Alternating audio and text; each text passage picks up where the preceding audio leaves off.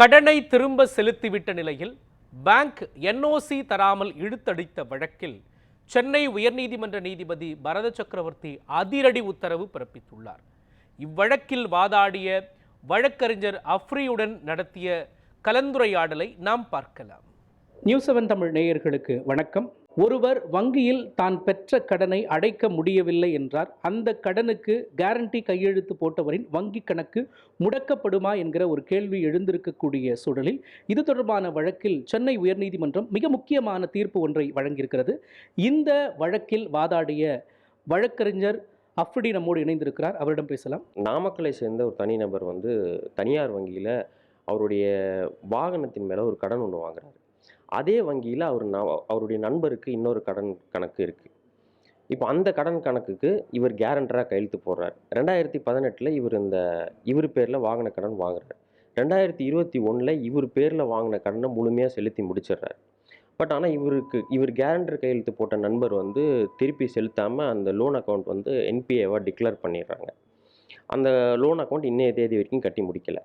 இப்போது முழுமையாக திருப்பி செலுத்தின கடன் கணக்குக்கு என்ஓசி கேட்டு அவர் பேங்க் அணுகும் பொழுது பேங்க் நீங்கள் கேரண்டராக கையெழுத்து போட்டிருக்கிற இன்னொரு லோன் அக்கௌண்ட் கட்டாமல் பெண்டிங் வச்சுருக்கிறாங்க, அது கட்டினா தான் நாங்கள் உங்களுக்கு என்ஓசி கொடுப்போம் அப்படின்னு சொல்லி இவருடைய வேண்டுகோளை நிராகரிச்சிடுறாங்க. அதை நிராகரித்ததை எதிர்த்து அவர் ரிசர்வ் பேங்க் ஓம்பட்ஸ்மனில் ஒரு கம்ப்ளைண்ட் ஒன்று ஃபைல் பண்ணுறாரு. அதாவது பேங்க் இப்படி எங்களுக்கு என்ஓசி தரமாட்டேங்கிறாங்க அப்படின்னு சொல்லி. ரிசர்வ் பேங்க்குமே ரிசர்வ் பேங்க்கில் அவங்க வரும்போது ரிசர்வ் பேங்க்கில் அவங்க என்ன சொன்னாங்கன்னா, இப்படி ஒரு கடன் கணக்கு கேரண்டராக கையெழுத்து போடும்போது அவர் ஒரு லோன் அக்ரிமெண்ட் கையெழுத்து போட்டிருக்காரு. அந்த லோன் அக்ரிமெண்ட்டில் இப்படி நான் என் கடனை திருப்பி செலுத்த மறுத்தாலோ அல்லது நான் கேரண்டராக கையெழுத்து போட்டிருக்கக்கூடியவர் திரும்பி செலுத்த மறுத்தாவோ என்னுடைய மற்ற கடன் கணக்கையும் ஒன்றாக இணைத்து நீங்கள் நிறுத்தி வச்சுக்கலாம், இதுக்கு நான் பேங்க்குக்கு அனுமதி தரேன் அப்படின்னு சொல்லி அவர் கான்ட்ராக்டில் அனுமதி கொடுத்து கையெழுத்து போட்டிருக்காரு. அதனால் பேங்க்குடைய நடவடிக்கையில் எந்த தவறும் கிடையாது, bank has acted upon contract அப்படின்னு சொல்லி நம்மளுடைய கம்ப்ளைண்ட்டை ரிஜெக்ட் பண்ணிடுறாங்க. இந்த ரிஜெக்ஷன் ஆர்டரை சேலஞ்ச் பண்ணி தான் நம்ம மெட்ராஸ் உயர்நீதிமன்றத்தில் ஒரு வழக்கு ஒன்று தாக்கல் பண்ணுறோம். ரிசர்வ் பேங்க்கினுடைய ஆர்டர் தவறு, நான் முழுமையாக திருப்பி செலுத்திய கணக்குக்கு எனக்கு என்ஓசி கொடுக்கணும் அப்படிங்கிறது தான் அந்த ரிட் பெட்டிஷனுடைய ப்ரேயர்.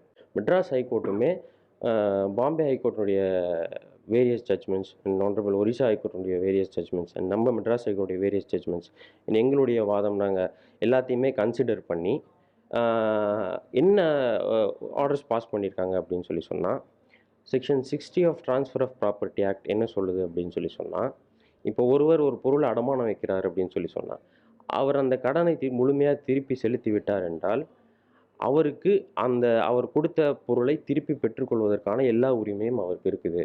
அது எந்த விதத்துலையும் தடை பண்ணி வைக்கக்கூடாது அப்படிங்கிறதான் section 60 of transfer of property act. And 171 ஏன்னா இங்கே கான்ட்ராக்ட் இருக்கிறதுனால 171 ஆஃப் கான்ட்ராக்ட் ஆக்டையும் அக்கௌண்ட்டில் எடுத்து ரிடீம் பண்ணுற ரைட்டும் நமக்கு கிடைக்கிது.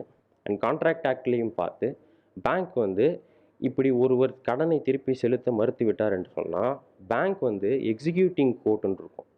எக்ஸிக்யூட்டிங் கோர்ட்டின் மூலமாக திருப்பி செலுத்த மறுத்தவரிடமிருந்து அந்த பணத்தை திரும்ப பெற்றுக்கொள்ளலாம். இந்த கேஸ்லேயும் பேங்க்குக்கு it's open for the bank. அவங்க எப்போ வேணாலும் எக்ஸிக்யூட்டிவ் கோர்ட்டை போய் அப்ரோச் பண்ணி திரும்பி செலுத்த மறுத்த பணத்தை இவங்க பெற்றுக்கொள்ளலாம். ஆனால் மனுதாரர் முழுமையாக அவரோட கடன் கணக்கை செலுத்தி விட்டார், அதுக்கு என்ஓசி கட்டாயம் கொடுத்தாகணும் அப்படிங்கிறது தான் சென்னை உயர்நீதிமன்றத்தினுடைய இந்த உத்தரவினுடைய சாராம்சம். இந்த வழக்கின் மூலமா ஏராளமான இந்த மாதிரி லோன்களுக்கு பிரச்சனை இருக்கிறவங்களுக்கு ஒரு வழிகாட்டி இருக்கிறீங்க. வாழ்த்துக்கள் உங்கள் டீமுக்கு. நன்றி.